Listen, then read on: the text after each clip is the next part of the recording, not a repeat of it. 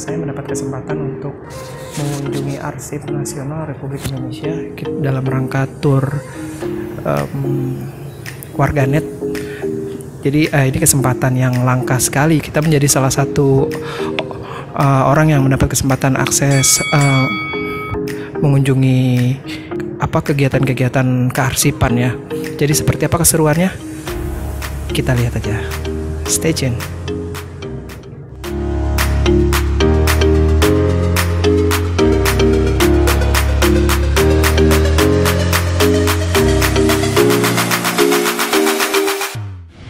Sekali lagi kami mewakili dari Bapak Kepala Biro Humas, kebetulan beliau berhalangan hadir, menyampaikan kepada Bapak Ibu sekalian untuk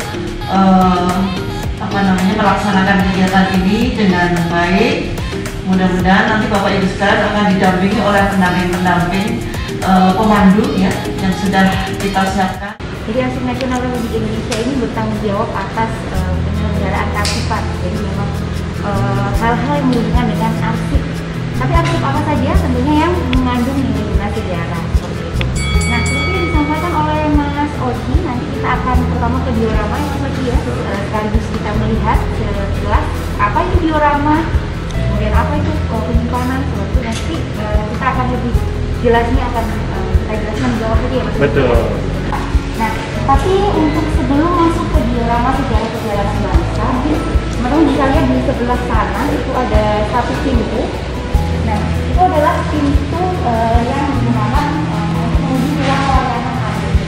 Jadi, ini akses itu tidak boleh diakses langsung ke arsipnya. Jadi melalui ruangan tersebut. Jadi untuk teman-teman yang mau mengetahui, mau melihat arsip itu seperti apa, itu harus melalui ruang layanan tersebut. Dan ruang itu terbuka untuk publik ya, terbuka untuk umum. Nah, jadi sebenarnya ini teman-teman ini adalah orang-orang yang teristimewa yang masuk ya, karena bisa masuk langsung ke dapurnya, bisa langsung masuk ke penyimpanannya secara langsung. Biasanya harus melalui ruangan tersebut.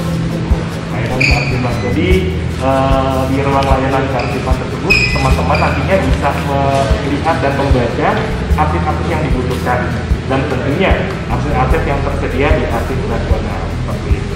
Apa aja sih arsip-arsip yang tersedia? Yuk kita masuk.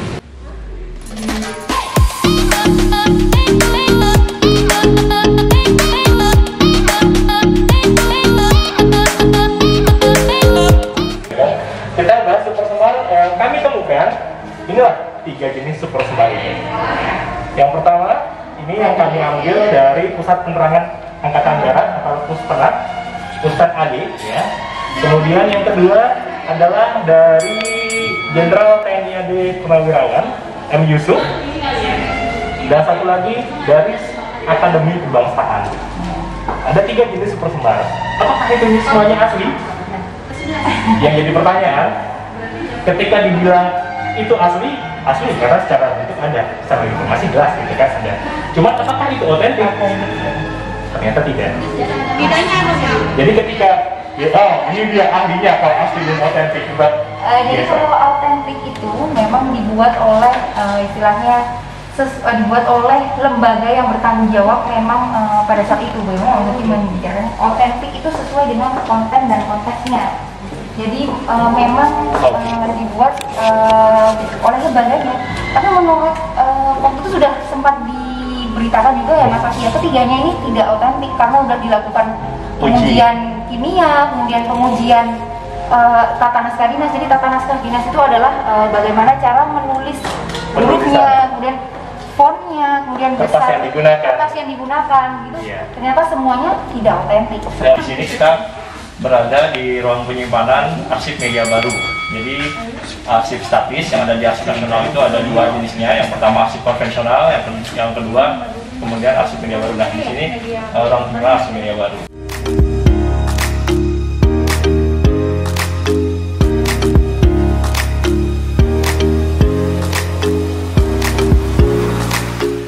Jadi arsip media baru itu apa aja sih isinya ya?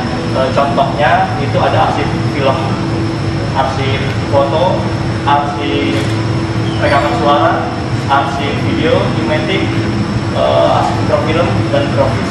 Nah, untuk khasanatnya macam-macam, ada yang dari TVRI, yang terbanyak dari TVRI, isinya secara umum berita dari TVRI. Kemudian untuk arsip mikrofilm ini adalah arsip, ibaratnya kalau sekarang itu arsip media barunya. Jadi kayak ini tuh hasil digitalisasi dari kertas, khusus koreksi mengenai genealogi.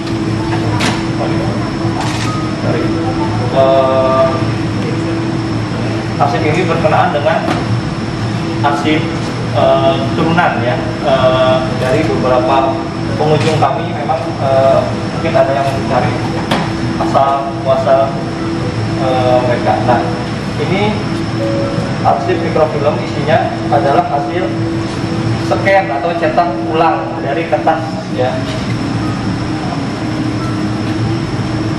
Intronya panjang banget ini. Nah, ada beberapa contohnya ini. Nah, ini adalah hasil digitalisasi. Nah, ini juga sebenarnya ya bisa saja nanti suatu saat musnah ya. Cuman kita udah melakukan digitalisasi ulang lagi ke dalam bentuk digital. Jadi ada arsip. Jadi ini adalah bagian dari sejarah kearsipan, di mana ada beberapa media selain media kertas, kemudian nanti di reproduksi ke media mikrofilm, kemudian direproduksi kembali ke media digital. Jadi selama informasinya terselamatkan, arsip ini akan terus berfungsi atau bermanfaat untuk masyarakat. Nah, dan ini kenapa masih disimpan, karena ini adalah bagian dari keunikan arsip itu sendiri. Jadi setiap arsip memiliki perjalanan hidupnya dari kertas, kemudian dari mikrofilm, kemudian dari arsip DVD atau arsip digital. Nah, ini yang biasa kami tayangkan di depan. Oke. Sebelah sini gimana? Sama. Untuk detailnya kami tidak bisa menjelaskan detailnya. Saya akan bilang secara umum aja. Jadi kami di unit penyimpanan ini hanya menyimpan dan melestarikan ya. Untuk konten isinya ada di unit pengolahan. Jadi tugas kami di penyimpanan adalah melakukan tindakan preventif dan kuratif. Tindakan preventif itu ya kalau arsip disimpan dengan cara yang baik, dengan suhu dan kelembaban yang teratur. Nah, arsip-arsip itu kemudian digitalisasi ke bentuk mikrofilm ini. Nah, ini tergolong arsip reproduksi ya, arsip reproduksi. Nah, kalau untuk arsip video itu isinya berita-berita yang dimana mengandung kesejarahan. Jadi itu bisa bermanfaat untuk mengandung informasi yang bisa bermanfaat untuk masa yang akan datang. Biasanya arsip statis kan definisinya adalah rekaman suara yang istilahnya bernilai guna sejarah atau dia permanen ya. Nah, untuk arsip rekaman suara kebanyakan kita arsip mengenai wawancara dengan tokoh-tokoh nasional. Oke, ini ya beberapa arsip film kami yang sudah selesai direstorasi. Jadi sebelum kita melakukan reproduksi, kita melakukan restorasi dulu agar ketika direproduksi arsip udah dalam keadaan bersih. Ya, jadi menghindari bau atau menghindari sedikit Vinegar syndrome yang muncul gitu. Nah, dan melakukan restorasi ini bukan hanya dilakukan sebelum reproduksi, tapi berkala ya. Berkala. Jadi dari sekian banyak koleksi kami, setelah selesai misalnya rak 1, kemudian sampai ke rak 10 itu udah selesai semua, balik lagi ke rak 1, begitu terus. Jadi tidak berhenti karena Vinegar syndrome kan kadang menyerang kan, dikala suhu dan kelembaban udah nggak teratur, dia sangat mudah sekali. Oke, ini salah satu arsip film Serangan Fajar. Wih, Serangan Fajar. Itu durasi. Ini kan bentuknya dokumenter ya. Ya. Untuk satu long itu berdurasinya berarti panjang banget. Bisa panjang ya, kita kan menerima arsip kan ada yang full, ada yang dia nggak. setengah. Jadi tergantung dari pihak yang ngasih ya? penciptanya, iya. Ada Itu prosesnya berapa lama Mas untuk sampai diinin lagi? Mau di ini kan sebenarnya dia di apa? Dia mau di apa tadi? Di reproduksi. Iya. Untuk satu ini misalnya. Ya untuk satu ini biasanya 1 tahun itu rata-rata kan sekitar 500 film ya, untuk direproduksi maupun direstorasi. Bisa ya tergantung dari kebijakan dari masing-masing subdit. Mampunya ada yang 1000, ada yang 500. Nah, jadi selama setahun nih, tapi untuk arsipnya sendiri kalau bisa kita nyicil, jadi 50 atau 100. Oh, dia taruhnya ya, soalnya kan ini kan kita suhunya kan nggak teratur nih kalau di luar. Nah, tapi ini cepat, jadi maksimal seminggu dia harus sudah dilayangkan direproduksi gitu. Soalnya akan mengganggu dari suhu dan kualitasnya kualitas filmnya juga.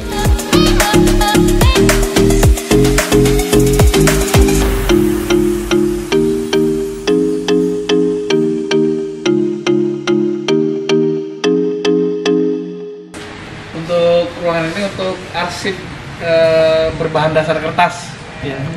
Mulai dari teman-teman masuk tadi kan udah kelihatan box-box arsip tuh, itu kertas semua isinya.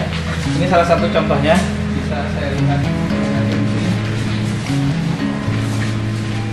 Ini koleksi yang saya tunjukkan arsip Hohenheim. Hohenheim itu zaman pemerintahan kolonial seperti itu. Dan di sini salah satu arsip yang kita simpan. Kemudian memang karena usianya sudah rapuh, beberapa ada yang kita lakukan perbaikan fisik arsipnya seperti itu. Jadi ini contoh yang sudah pernah dilakukan restorasi arsip. Jadi aslinya memang sudah hilang. Ketika dilakukan restorasi, kita memberikan lapisan tisu Jepang, tisu Kozo namanya. Ini harapan kita bisa bertahan lebih lama. Untuk teorinya bisa sampai mencapai lebih dari 100 tahun jika disimpan dalam keadaan dan suhu yang kelembaban yang baik seperti itu. Ini salah satu yang sudah direstorasi. Untuk yang belumnya, contohnya seperti ini. Memang untuk kondisi yang sudah sangat rapuh, kita harus lebih berhati-hati.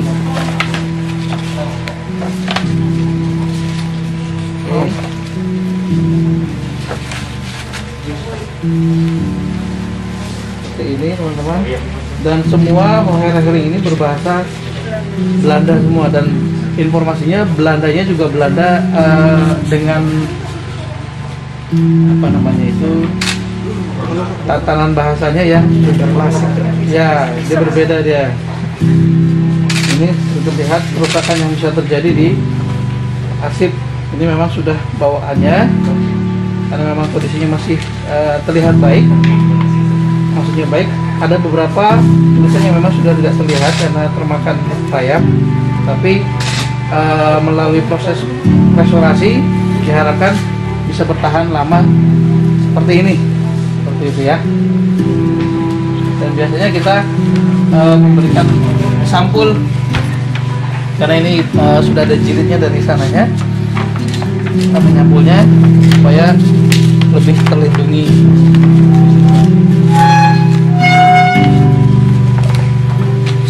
Ini tuh Andri akan membuat sertifikasi ya sih, ini subjeknya tuh pertama pasti ya restorasi. Kalau untuk di restorasi tidak ada subjeknya, tidak membahas subjek, tapi dia akan lebih melihat tentang tingkatan kerusakan kalau untuk restorasi. Jadi kalau misalnya itu restorasi, title-nya apa? Kalau untuk title kita ada tahapan lain namanya pengolahan. Itu dia yang akan mengungkap isi konten ini tentang apa, atau misalkan mbaknya mau mencari aset tentang isi ini tentang apa, jadi dia yang mengungkap di proses tahapan pengolahan itulah yang mengungkap isi. Berarti dari diolah itu ada ahli bahasanya. ada yang mengerti bahasa Belanda, betul. Dan juga teman-teman kita juga di pengolahan ada yang mengerti tentang tulisan apa namanya, paleografi. Dan kita juga mengadakan beberapa teman kita khususkan untuk paleografi tersebut. Spesifik banget sih. Betul, spesifik sekali. Ini juga ada contoh foto-foto yang tadi mungkin teman-teman sudah lihat di media baru ya. Dan ini kita pilihkan beberapa yang memang masih topik hangat kemerdekaan tahun ini ya. Walaupun ini saat proklamasi 1945. Kalau ini juga hasil apa? Restorasi. Kalau ini kita dapat asli dari IPOS, Indonesian Photo Press Release ya kalau bahasa servis seperti itu. Ya, iya dulunya ya. Ini cikal bakalnya Berita Antara gitu. Dan ini memang dulunya disimpannya di album. Makanya di belakangnya ini ada garis-garis seperti itu karena memang kita dapatkannya dalam bentuk disimpan dalam album seperti itu. Dan ini sudah kita digitalisasi. Secara digitalnya kita sudah simpan dalam server. Walaupun memang peneliti masih banyak yang menggemari untuk melihat fisiknya secara langsung, lebih puas ya katanya begitu. Beli greget. Padahal kita bisa lihat kalau digital lebih bisa di zoom seperti itu. Dan ketika kita menggunakan digital, kita ikut melestarikan fisik arsip ini untuk tidak dibuka tutup atau dikeluar masukkan seperti itu. Yang paling tua yang direstorasi itu tahun berapa yang paling tua? Di kita ada koleksi tahun 1600-an, saya kurang hafal 1600 berapa. Tapi apa namanya? Dia bentuknya kertas koleksi kertas, bukan foto gini, bukan. Bentuknya kertas. Dan itu zaman Belanda, bahasanya bahasa Belanda. Masih pertama kali kan 1500 aja kan itu masih kepunahannya Majapahit kan. Tapi sudah 1600 itu sudah mulai Belanda masuk di Indonesia. Iya. Jadi memang ruangan ini ruangan yang khusus. Kalau tadi mungkin melihat ya masih berbahasa Belanda, kemudian juga ada foto. Nah kalau ini lebih khusus lagi. Nah kenapa? Ada apa di sini? Koleksinya ini yang memang menurut pimpinan kami ini memang harus punya perlakuan yang khusus. Ini kebanyakan terkait dengan NKRI. Jadi di sini ada beberapa arsip, salah satunya atau beberapanya itu ada perjanjian Kiati, perjanjian Bongaya, Linggar Jati. Kemudian ini adalah arsip pada saat Indonesia diberikan kedaulatan oleh Belanda. Kemudian kalau ini ada arsip mengenai Super Semar, kita ada 3 versi, tapi ketiganya itu tidak ada yang dinyatakan asli atau kemudian ada juga tulisan tangannya Bapak Soekarno, kalau saya tidak salah ini naskah proklamasi yang masih tulisan tangan yang dulu pernah dibuang, kemudian diambil oleh BM dia. Nah ini ada di sini. Kemarin kebetulan sempat ikut dipamerkan di istana dan baru kembali lagi hari ini. Dan ini kebetulan adalah pidato pada saat Presiden Soeharto mengundurkan diri dari jabatannya. Ya. Kalau ini berarti ada 3 versi ya. Ini salah satunya. Ini 3, ada 3. Oh. 1, 2, 3. Iya. Jadi memang kita dari 3 versi yang ini belum ada yang dinyatakan otentik. Ini dari mana? Ada 3 sih yang menyerahkan. Jadi masing-masing kok itu menyerahkan ke sini, tapi kan karena ini memang harus diadakan uji autentikasi. Nah, dan setelah diuji ternyata belum ada yang bisa dinyatakan asli atau otentik. Kalau fotokopi itu di press, nah kalau ini tidak, dia tetap dibuat semacam rongga agar dia gampang dilepas lagi. Seperti Kayak semacam kayak laminasi gitu. mirip laminasi. Kalau laminasi dia di press ya. Ya, nanti mungkin akan dijelaskan lebih lanjut di unit restorasi.